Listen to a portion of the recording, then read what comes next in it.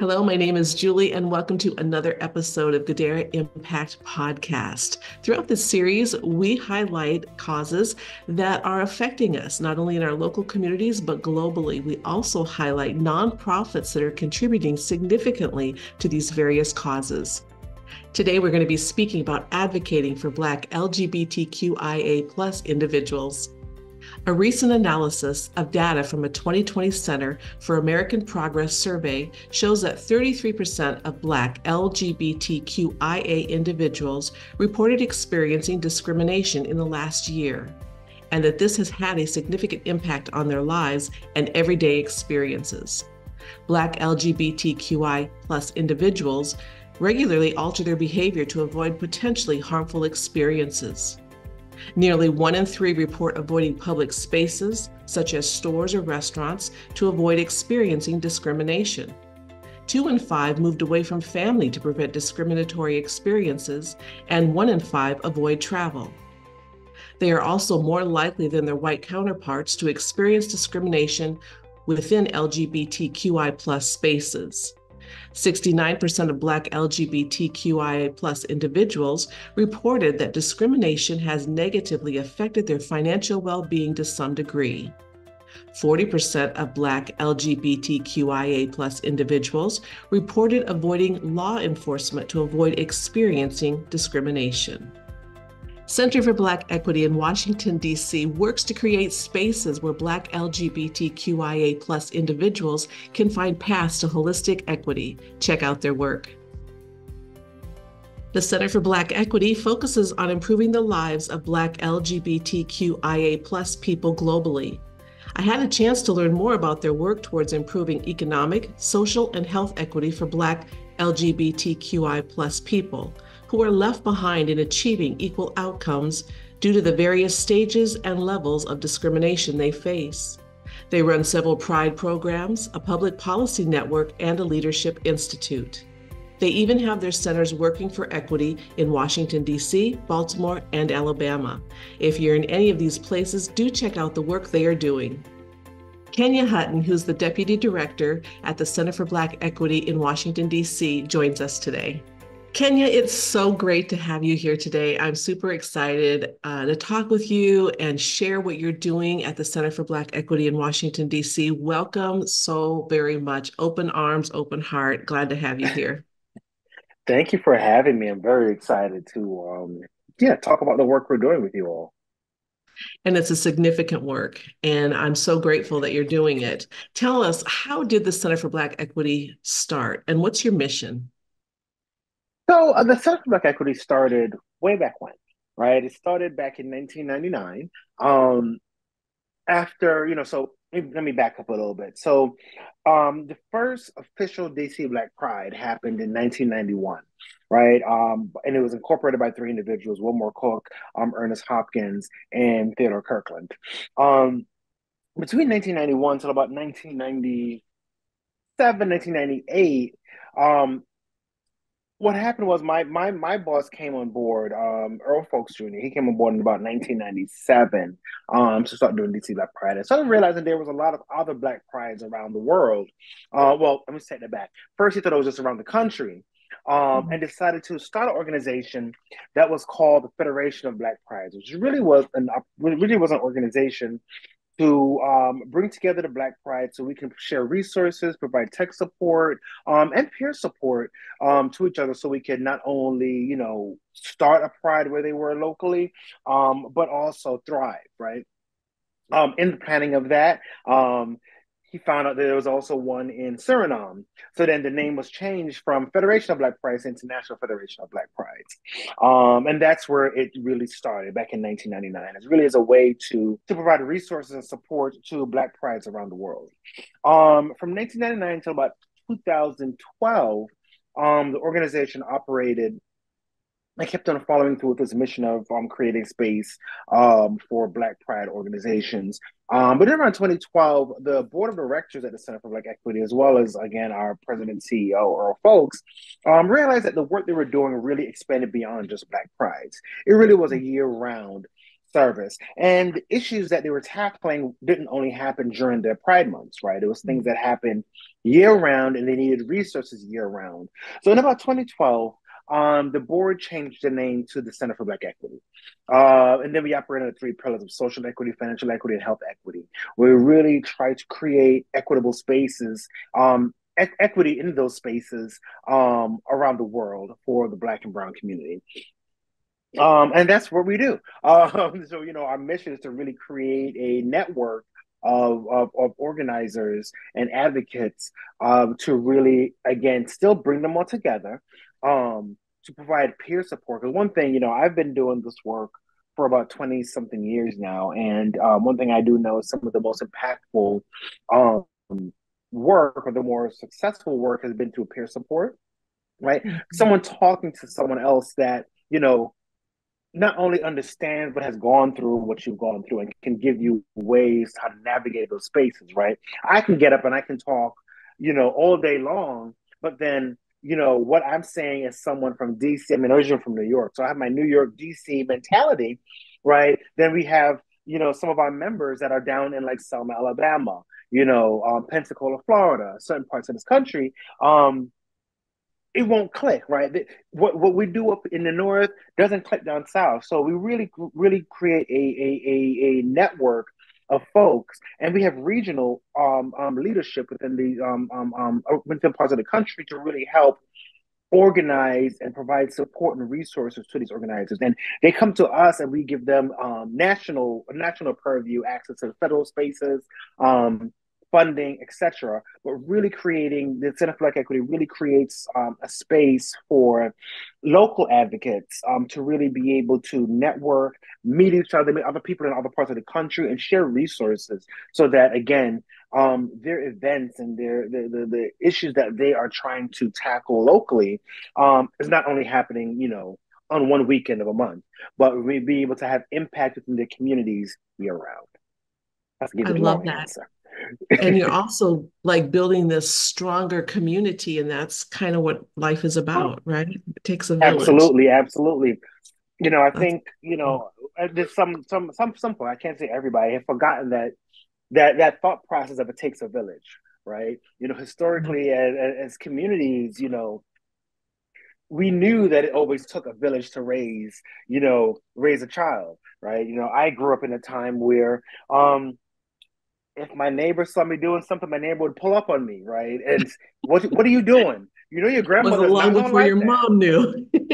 Right, Your right, mama, right. Before my yeah. mom even knew, my neighbor knew, everyone knew, right? And Everybody I even knew. went, and even when I lived in New York, I remember I went to one school, and the school's uniform was a bright red jacket. It was a bright red jacket.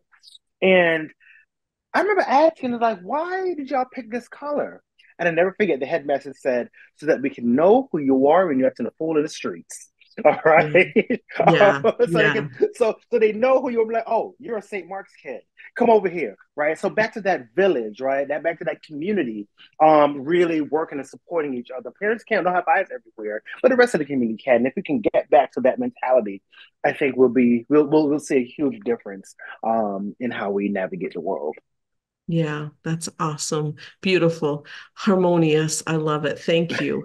I was reading a little bit about the statistics of discrimination, and it's grossly alarming to me how Yes. in our culture of so much advancement and Mm. progression that we still are dividing and segregating and conquering. Hmm. So how do you at the Center for Black Equity define equity for Black and Brown LGBTQIA plus people?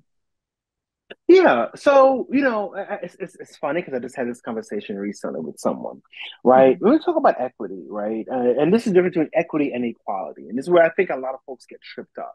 When you talk about equality, right? You're going to give, Julie's going to get 5%, Ken is going to get 5%, everyone's going to get 5%, right?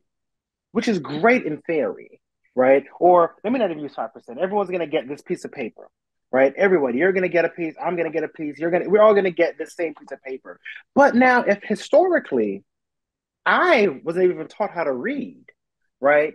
You give me this piece of paper, I'm already behind. I'm already behind everyone else, right? So if Yeah. you're giving everyone the same thing, that's not really helping me because where you already know how to read, you already know everything. You give me a piece of paper, I don't know how to read, so now I got to go back and learn. So I'm going to Mhm. always be at a deficit when it comes to that. So when you talk about equity, it's taking a bird's eye view of the community, of the culture, of the world, of people, and saying, okay, Julie knows how to read already, right? So let's give her the paper that she wants, that she needs. Kenya doesn't know how to read. So in addition to giving Kenya the paper, let's also teach him how to read. Let's give him some extra supply so that when he gets to it, he can be able to read and be successful as everyone else. So that's the easiest way I can say it is, when it comes to equity, is giving folks the things that they need, not giving everyone a blanket, same equal thing, because we're already not equal, right? In the United States, we know that the Black community has historically been placed at disadvantages, but they will never be able to be equal as to some other cultural counterparts. So equity for me means providing those services, coming Mhm. in and giving me and saying, okay, you need a little bit extra. And let me go on record saying, giving one community a little bit extra is not taken away from another community, Come on, right? that's right. Yes. Because Yes. I think that's where some folks are saying, "Oh no, well I can't give more to this group because it's not taken away from anybody." Right? It's just acknowledging that, okay, you are already behind. You are already placed in a deficit when it comes to these services. So let's give you a little bit extra so you can catch up, so you can be Mhm. at the same level, so we all can achieve the same benefits that being a global citizen you're entitled to. That's amazing. You broke it down so clearly. I can see that light bulbs are going on for people. Ah, because sometimes we confuse equality as that, but that's not it. So It's not. Equality is yeah. great in theory, but when you break it down to it, it's not. Yeah. So you said you've been in this community and this cause for a while. You've got some experience under your Yes. belt. Through Yes. the years, have you seen progression happen? And how about support from other outside of your own, entity and community? Have you seen support increase as time has gone, or are you seeing it becoming maybe we're going farther away than toward? It's ebb and flows, right? It really depends on on a number of things. Starting with who we have in our political offices. Really Mhm. dictates where and how the support goes. And I've been around long enough. I've been at the Center for Black Equity for 15 years, but I've been in the field for well over 20 years now, and it comes and goes, right? Depending on what's going on. A lot of it is really dependent on what is being shown in media.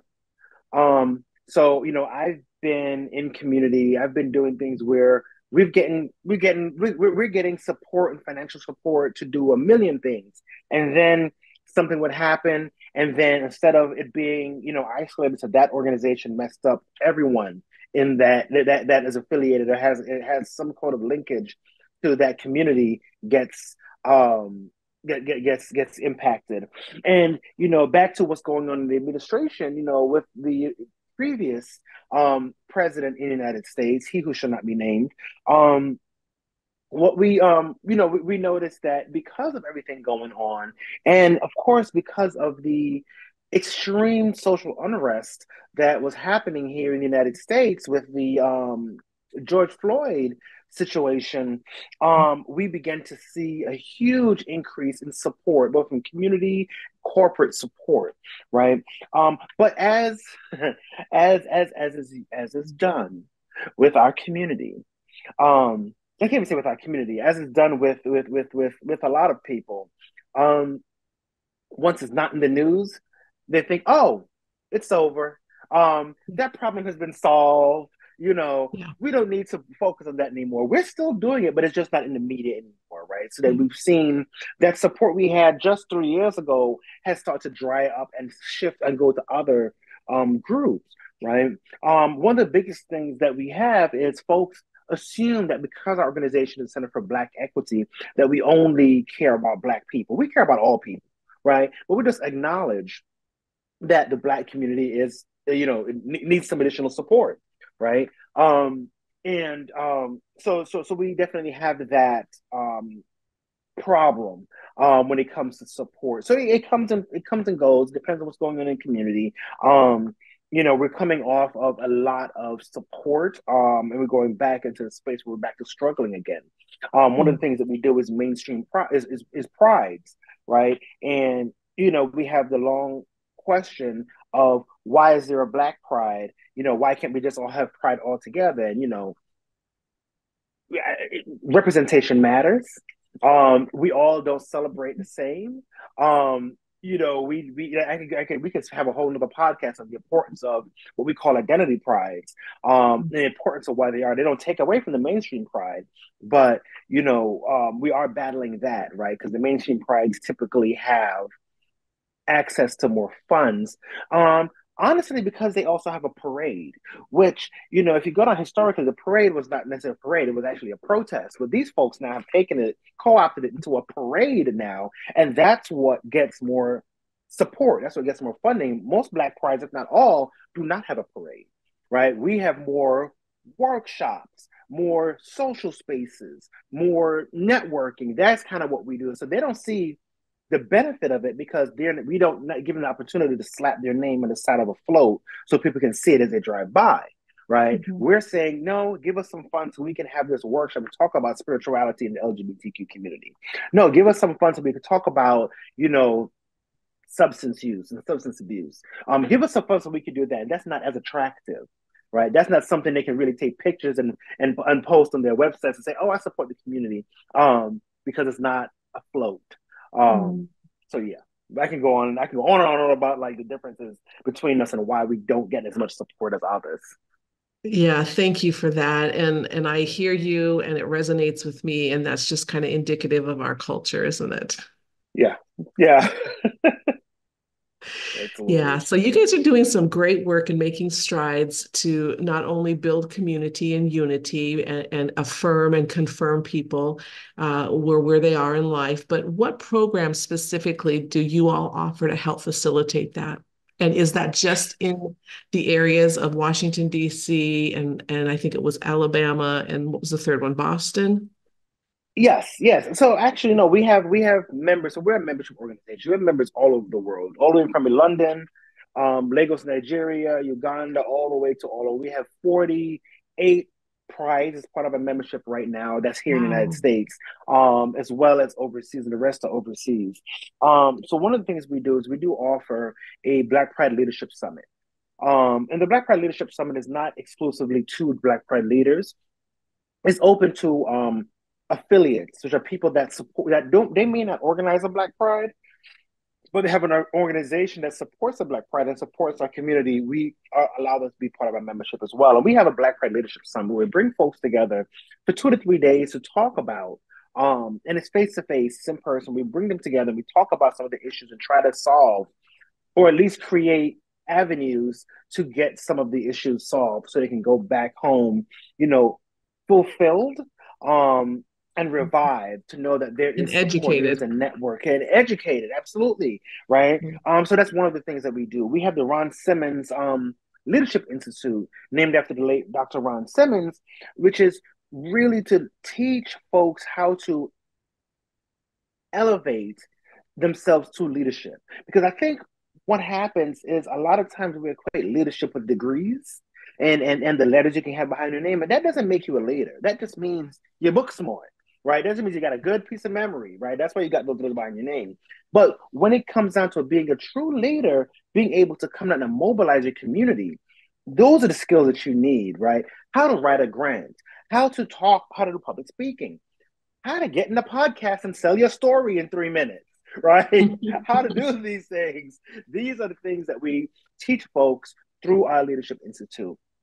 We also have a program. We're switching the name, actually, funny enough, from promotion and networking opportunities to It Takes a Village, which really create. I swear to you, it's called It Takes a Village, because it Yeah. really is an opportunity to take all the Black prides together and create that spider web, that network of resources to really focus on eliminating HIV within our lifetime. That's our goal.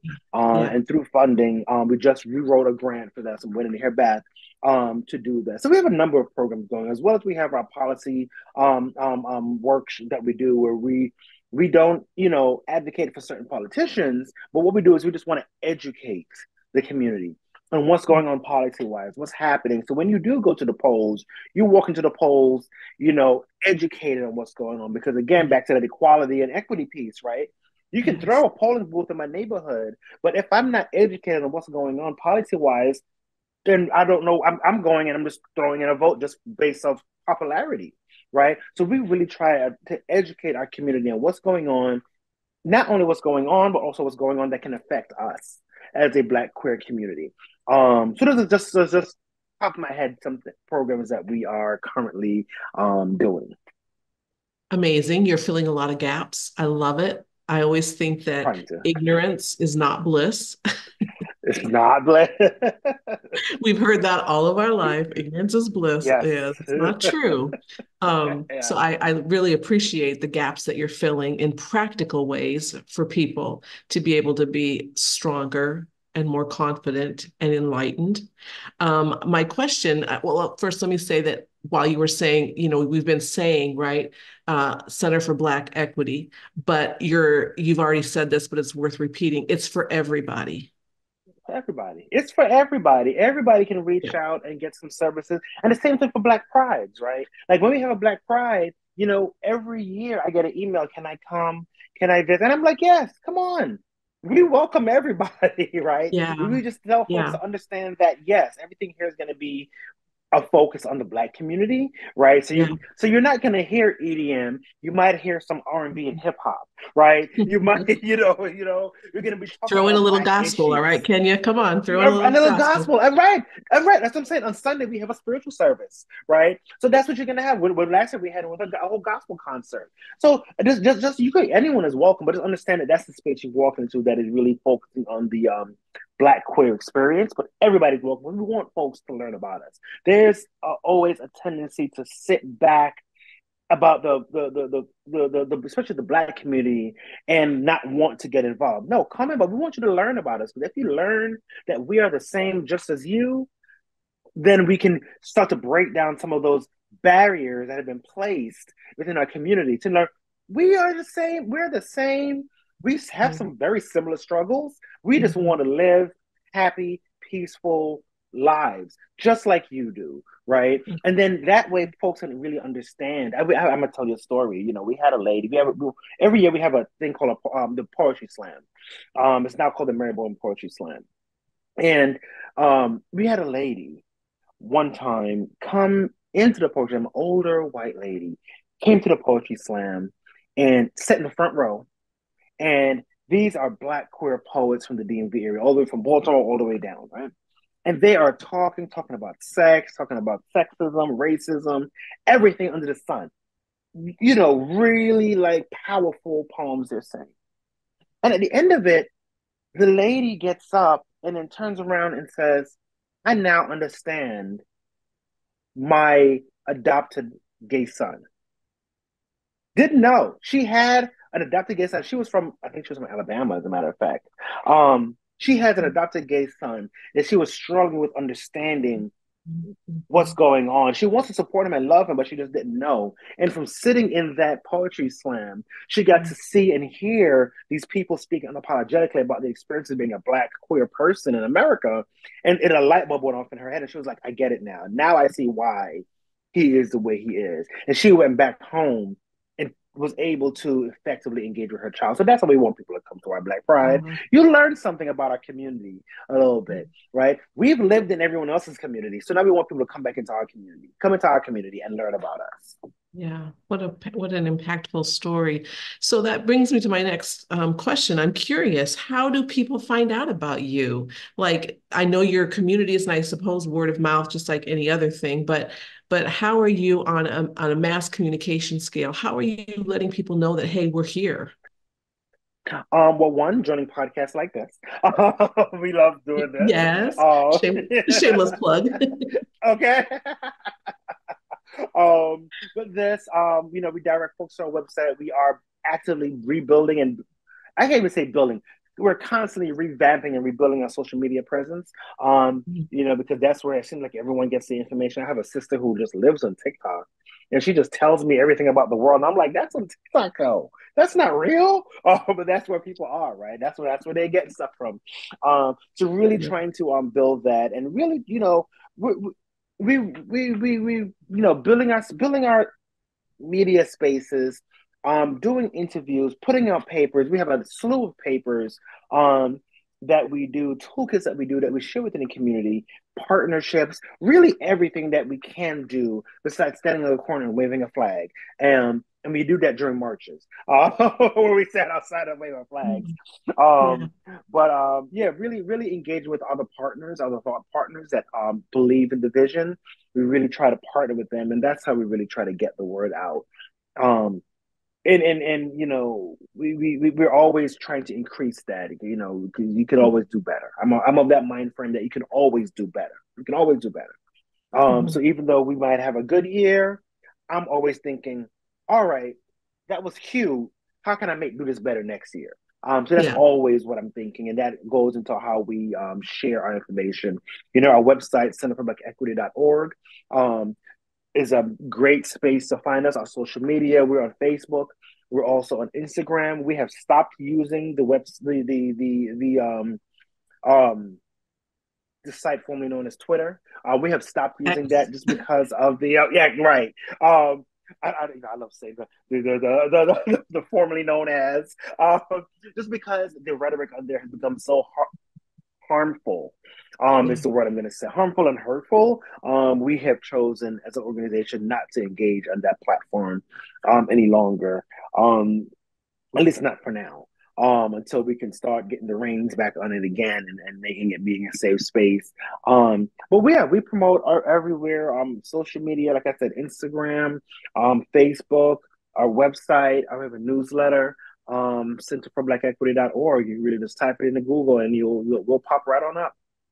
And Awesome. of course, come to DC Black Pride. Yeah, absolutely. And again, community is the best way, right? Yeah, Just other people yeah. telling other people. So, but I have one more question about your support. Like, what's your support, would you say, from a corporate standpoint? Are you infiltrating among corporations across the US or the world that are recognized that, hey, maybe some or most of your employees are affected and living in this community, and here's how we can help integrate these two worlds together? Is that something that the center has done? Yes, we try to do that quite often, actually. When we have conversations, we had a meeting with one maybe about 2 years ago. And we definitely do. One of the things we do offer is DEI work, but we take it a little bit further. Like say DEIB, right? Because you have to also, DEI and belonging, right? We have to make our folks feel like they belong here. Yeah. So we do some DEI work. We have organizations that reach out to us, and we also share that information as well. That if you are in an organization and you have Black queer folks on your staff, this is something that you need to do. This Saturday, I'm actually going to an organization to do a Narcan training to teach them how to reverse overdose within their community of folks that come to their space, and how to do it in a non-judgmental way, right? So that is something that we are constantly doing, is really working with organizations that need support. And even if you don't think you need it, let's talk about it. We have a great tool, where you can do it and do it with your staff, right? Your team members, to really see, get a bird's eye snapshot view, or an unbiased, implicit bias view of implicit bias in your organization. That's actually what it's called. It's an implicit bias test, where you take it and it just asks you a bunch of random questions, and then it automatically calculates where you might have some implicit bias towards certain communities, right? And that's usually how we start the conversation. Because if I walk in there and say, hey, you're racist, hey, you're this, hey, you're that, your wall's going to go up and you're not going to hear me. But I'm going to say, Mhm. hey, fill out this form and tell me what it says. And then you're going to do it and you're going to be like, oh, and it's not, I didn't create the tool. This tool was created at, it was Harvard, either Harvard or Yale. It was created there, right? We just utilize it. So we let folks go through that and they're like, oh, there is some implicit bias in my organization. Can you Mhm. help? And I say, yes, we can. Here we go. So we always start off with that tool that is not has nothing to do with me. If you do it and you come back fine, great. You don't need me, but that's your decision. We'll just give you that opportunity. I'm just the mailman, just delivering the mail. Yeah, just deliver the mail. Whatever happens, happens. This has been so great and enlightening. And I just want to affirm the work that you're doing in the space that you are. Can you, before we close, can you give us that are listening one tip or maybe two of how we can amplify impact in this space? Yes. Reach out. Oh God, I was about to quote a song. Reach out and touch someone. Reach out. Make it a better place if you Make it a better can. place. Like it's really that simple, though. It's really that Yeah. simple. Reach out, find someone in the community, and talk to them, right? Talk to them. Don't sit back and be like, oh, I don't know. Talk to them. Hey, talk to Yeah. me. What is it that you need from me as a person? Is that's how we can do? Because again, the more we can create that network, that spider web of support, right? And the support doesn't always have to always look like me. And sometimes it's better that you don't look at me because you won't have to take the arrows that I'm gonna have to take, right? So I'll take the arrow, but then you can go ahead and be like, no, and keep on pushing forward. So if we can create a network of resources and support, that's how we can really make a difference in our communities, not just in DC, not just nationally, but worldwide. Got it. What are the nonprofits that you know of that are doing a great work in this cause area? You want to give a shout out to them? Sure. So NBJC, National Black Justice Coalition, the Human Rights Campaign is another one doing some great work in this arena. Um, Nonprofits. Let's see. Black AIDS Institute is also doing some great work nationally. I'm trying to think of national organizations, which there are very few. Beam is another organization. I definitely want to shout out Beam. Black Emotional and Mental Health, based out of California. Great, great, great work. Really filling in a void around the mental health space. For Black folks, there's a handful of us that really are out here on the national level doing some work. And those are just to name a few that I can think of off the top of my head. Awesome. Thank you. This episode, of course, has been very enlightening, and we've been talking for the last several minutes with a man that is standing in the gap and trying to bring awareness of to all people for a community of support and acceptance and common ground. Kenya Hutton from Washington, D.C., who is the Deputy Director for Center for Black Equity. Thank you so much for joining us today. I just want to tell you, good job, well done, pat on the back, standing ovation, keep coming, and do a good job that you're doing. Yeah. Thank you so much. It's been a pleasure. Thank you so much. It's been great. Thank you for having You're me. welcome. Yes, you're welcome. And thank you for watching this episode. And we hope that you will continue watching as we reach out and speak to other nonprofits that are contributing incredible, powerful, impacting, world changing causes to make this world a better place. So stay tuned for the next episode.